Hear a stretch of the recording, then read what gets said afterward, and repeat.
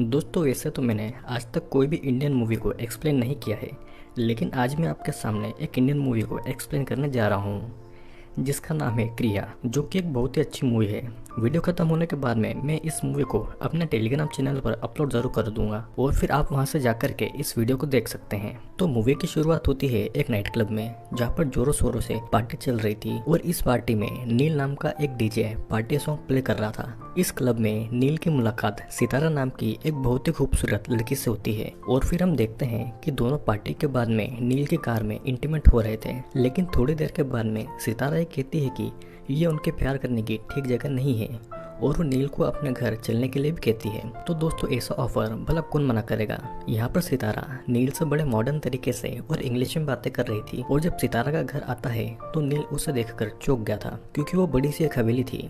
यहाँ पर नील सितारा से उसकी फैमिली के बारे में पूछता है, लेकिन सितारा उसे एक किस करके अपने घर में आने को ऑफर देती है। उनके घर में एंटर होते ही उन्हें वहाँ पर उनके घर की मेड मगदली मिलती है, जो कि बड़ी परेशान लग रही थी। और फिर सितारा जल्दी नील का हाथ पकड़ के उसे घर में ले जाती है, जहाँ का नजारा देख के नील चौंक गया था। घर के अंदर एक आदमी जंजीरों से बंधा पड़ा था और उसके आसपास एक पंडित, एक औरत और एक छोटी सी लड़की थी और ये लगातार कुछ मंत्र पढ़ रहे थे। असल में जमीन पर पड़ा ये व्यक्ति कमलकांत कुमार था, जो कि सितारा का पिता था, और पास में बैठी उसकी पत्नी तारा देवी और सितारा की छोटी बहन सारा थी और उनका एक पंडित, जो कि उनके परिवार से कई सालों से जुड़ा हुआ था। फिर सारा अपनी बड़ी बहन सितारा से कहती है कि उनके पिताजी की तबीयत बहुत ज्यादा खराब है और उनको कभी भी कुछ भी हो सकता है, जिसके बाद में सितारा भी मंत्र पढ़ने लगती है, जो कि नील के समझ में बिल्कुल भी नहीं आ रहा था। फिर बाद में पंडित नील को भी साथ में बैठने को कहता है और परिवार की प्रार्थना में उसे भी बैठा लेता है और हम देखते हैं कि यहाँ पर सारा नील को बड़ी अजीब सी स्माइल देती है। अब कुछ देर के बाद में नौकरानी मगदली नील को किचन में आने का इशारा करती है और नील यहाँ से जल्दी निकलने के चक्कर में वहाँ पर चला जाता है। मगदली नील को तारा देवी को पानी पिलाने को कहती है, क्योंकि जब से कमलकांत की तबीयत बिगड़ी है तब से उन्होंने पानी नहीं पिया था और ये हो सकता है कि वो सितारा के फ्रेंड का कहा मान ले। अब इमोशनल होकर नील भी पानी लेकर चला गया था, लेकिन तारा देवी उसे यह कहकर डांट देती है कि एक लड़की का दोस्त यमराज के समान होता है और उसके पिता अपनी आखिरी सांसें ले रहे हैं, इसलिए वो उसे जाने को भी कहती है। नील गिलास रखने के लिए किचन में जाता है, जहाँ पर बातों बातों में मगदली उसे पानी में कुछ जड़ी बूटी मिलाकर पिला देती है और उस पानी को पीते ही नील को अपने मरे हुए पिता के विजन्स आने लगे थे। मगदली बताती है कि नील ये सोच रहा होगा कि कमलकांत को हॉस्पिटल क्यों नहीं ले गए, जिस पर नील का खुद का ये कहना था कि मरते समय इंसान को अपने घर पर ही होना चाहिए, क्योंकि उसकी माँ भी मरते वक्त अपने घर जाना चाहती थी, लेकिन उसने उनकी एक नहीं सुनी और इस बात को लेकर वो आज तक पछताता है। अब नील मगदली से सितारा के बाकी परिवार का पूछता है, लेकिन मगदली बताती है कि वो यहाँ पर 15 सालों से काम कर रही है और अभी तक यहाँ पर उसका परिवार का कोई भी व्यक्ति नहीं आया है। कमलकांत की तबीयत जब से बिगड़ने लगी थी तब से तारा देवी पंडित जी के साथ पूजा पाठ में लग गई और ज्यादातर समय मगदली ही कमलकांत की देखरेख करती थी। फिर नील ये भी पूछता है कि सितारा उसे ऐसा समय यहाँ पर क्यों लाई, जिस पर मगदली का कहना था कि उसे किसी मर्द का सपोर्ट चाहिए होगा, इसीलिए उसे यहाँ पर लेकर आई। अब नील जल्दी से जल्दी यहाँ से निकलने वाला था और वो सारा को बाय बोलने जा रहा था, पर सभी यहाँ पर कमलकांत के पास बैठकर पूजा पाठ कर रहे थे। और फिर अचानक नील को फिर से अपने मरे हुए पिता का विजन्स आता है, जिससे कि नील परेशान होता है। वो जानने ही वाला था कि तभी कमलकांत अपनी आखिरी सांसें लेता है और मारा जाता है। सितारा अपना आपा खो चुकी थी, जिससे पंडित जी उसे शांत करते हैं, लेकिन सितारा को लग रहा था कि वो जिंदा है, क्योंकि उसकी नाक से खून निकल रहा है। अब पंडित जी का कहना था कि ज्यादा मातम मनाना ठीक नहीं है, क्योंकि उससे आत्मा यहीं पर फंसी रह जाती है, जिसके जवाब में सितारा पंडित जी को यह कहती है, झूठी हो क्या? यही तो मैं चाहती हूँ।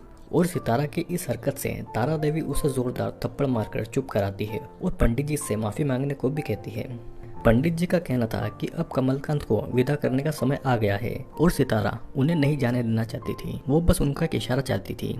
नील सितारा को बाय बोलने आता है और तभी नील की नाक से वैसे ही खून बहता है जैसे कि कमलकांत की लाश से, और सितारा को लग रहा था कि यही इशारा है उसके पिता का। यहाँ पर सारा नील को खून साफ करने के लिए रुमाल देती है और रुमाल देते समय वो उसे भागने को भी कहती है, लेकिन सितारा उसे नहीं जाने देती और उसे रुकने को बोलती है। जिसके बाद में पंडित जी सितारा को अपने पिता के मुंह की जाली और हाथ की कड़ियों को खोलने को कहते हैं, जिसके बाद में वो उसके मुंह में गंगा जल भी डालती है। अब फिर वो अपने मरे हुए पिता के रीति रिवाज पूरा करती है और पंडित जी के अनुसार कमलकांत की लाश को उत्तर की दिशा में रखना था। नील यहाँ पर मदद करने के लिए आता है, लेकिन तारा देवी उससे छूने से भी मना कर देती है और वहीं सितारा उसे अपने साथ बुला लेती है। अब पंडित जी सारा को मंदिर के सभी भगवान और नुकीली चीजों का मुंह घुमाने को कहकर ऊपर भेज देता है, जिसके बाद में वो सितारा को अग्नि जलाने के लिए बाहर बरामदे में आने को कहता है, लेकिन नील वहाँ से जाना चाहता था। सितारा नील को सबसे अलग ले जाकर हक करती है और उसे कहती है कि उसे उसकी यहाँ पर बहुत जरूरत है और अगर वो यहाँ से चला गया तो हो सकता है वो खुद को नुकसान पहुंचा ले।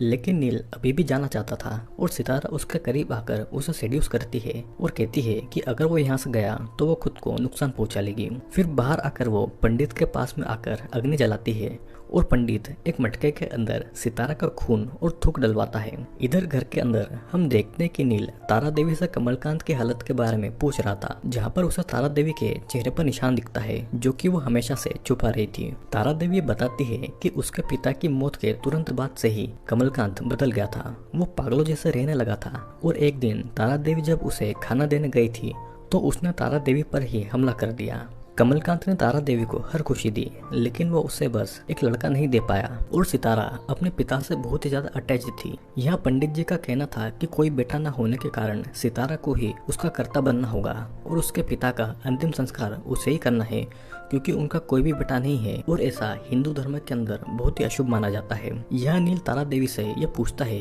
कि अगर कमलकांत की तबीयत खराब हो गई थी तो फिर सारा का जन्म कैसे हुआ, जिससे सुनकर तारा देवी गुस्से में नील से कहती है कि वो यहाँ पर बस एक मेहमान है और उसे जाकर सारा की मदद करना चाहिए। सारा को अपने पिता के मरने का कोई गम नहीं था और वो ऊपर सिगरेट पी रही थी, जिसके बाद में नील उससे पूछता है कि क्या वो ठीक है और सारा कहती है कि उसे यहाँ से चले जाना चाहिए। लेकिन उसकी बहन सितारा ने नील को अपने साथ में इंटरकोर्स का लालच देकर यहाँ पर रोक लिया। सारा की बातें सुनने के बाद में नील को लग रहा था कि यहाँ पर कुछ गड़बड़ है और वो दोनों बहन उसमें फंसी हुई है। तभी फिर नील को वापस से अपने पिता के विजन्स आते हैं, जिसके बाद में नील सारा के पीछे पीछे जा रहा था और सारा अपने पिता के बेडरूम में जाती है। यहाँ पर कमलकांत के बेडरूम में नील देखता है कि यहाँ पूजा पाठ के बहुत सारे सामान है और उसके बिस्तर पर जंजीरें बंधी हुई है। सारा नील को बताती है कि वो अपनी बहन से 15 साल छोटी है और जब उसके पिता बीमार हो चुके थे और उसकी माँ पूजा पाठ में लग चुकी थी। सारा के पैदा होने पर कोई भी खुश नहीं था, क्योंकि सभी को एक बेटा चाहिए था। और यहाँ पर सारा एक राज नील को बताती है कि उसकी माँ यानी कि तारा देवी पंडित के साथ मिलकर उसके पिता को उल्टी सीधी दवाइयाँ पिलाकर कैद रखती है और तो और दोनों का चक्कर भी चल रहा है। तारा देवी उसके पिता की जरा भी देखरेख नहीं करती और कई बार तो सितारा अजनबियों से मदद मांग कर लाती थी। नील तारा को समझाने की कोशिश कर रहा था और दोनों में लड़ाई होती है और लड़ाई के दौरान सारा नील के करीब आने की कोशिश करती है कि तभी वहां पर सितारा आकर सारा को वापस से भेज देती है और अपने पिता के कमरे का दरवाजा लगा लेती है। अब सितारा नील से शुद्ध हिंदी में बात करने लगती है और वो नील से भी बड़े अजीब तरीके से बातें कर रही थी और बातों बातों में अपने पूरे कपड़े नील के सामने ही उतार कर वो नील को सेड्यूस करती है और वो उसे प्लेजर भी देती है। और सारा ये सभी चीजें बाहर से सुन रही थी। नील को भी अपने पिता का विजन आता है और उससे अपनी गलती का एहसास होता है। वो सितारा को भी कहता है कि यहाँ पर उसके पिता अभी अभी मरे हैं और सितारा को ये सब सूझ रहा है। सितारा उससे माफी मांगकर उसे रुकने को कहती है, क्योंकि वो नील को अपने पिता का कर्ता बनाना चाहती है, जो कि उसके पिता का अंतिम संस्कार करेगा। वो उसे आज की रात रुकने को कहती है और उससे कहती है कि उसे कल काले कलर का कुर्ता पहनना होगा। नील यहाँ से निकलना चाह रहा था, लेकिन उसके ऊपर कुछ जादू चल गया था। वो चाहकर भी वहां से नहीं निकल पा रहा था और उसे बस अपने पिता के विजन्स आ रहे थे, जो कि उसे अपना बेटा न मानकर कमलकांत बोल रहा था। यहाँ पर पंडित बातें कर रहा था कि नील कर्ता बनने को तैयार है और वो तारा देवी के नजदीक आना चाहता था, लेकिन तारा देवी को यह ठीक नहीं लग रहा था। वो तारा देवी से किसी परीक्षा के बारे में बातें कर रहा था, जिसके बाद में वो दोनों मिल जाएंगे। यहाँ पर हम देखते हैं कि अंदर नील को पलंग से बांध दिया गया था और सितारा उसे अपना पिता मान रही थी। सितारा कई लड़कों को यहाँ पर लेकर अपने पिता को खिला चुकी थी और वो नील को अपने पिता को खिलाना चाहती थी, लेकिन उससे पहले ही उसके पिता मर गए।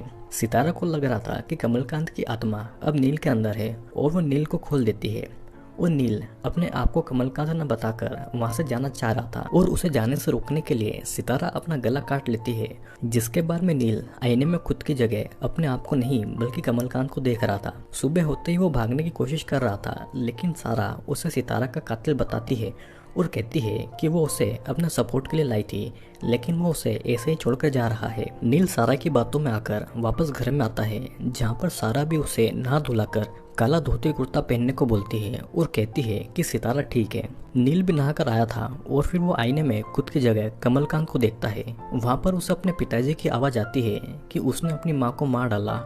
और फिर यहाँ पर सितारा आती है जो कि बिल्कुल ठीक थी। वो नील को अपने हाथों से काला कुर्ता पहनाकर उसे क्रिया के लिए तैयार करती है।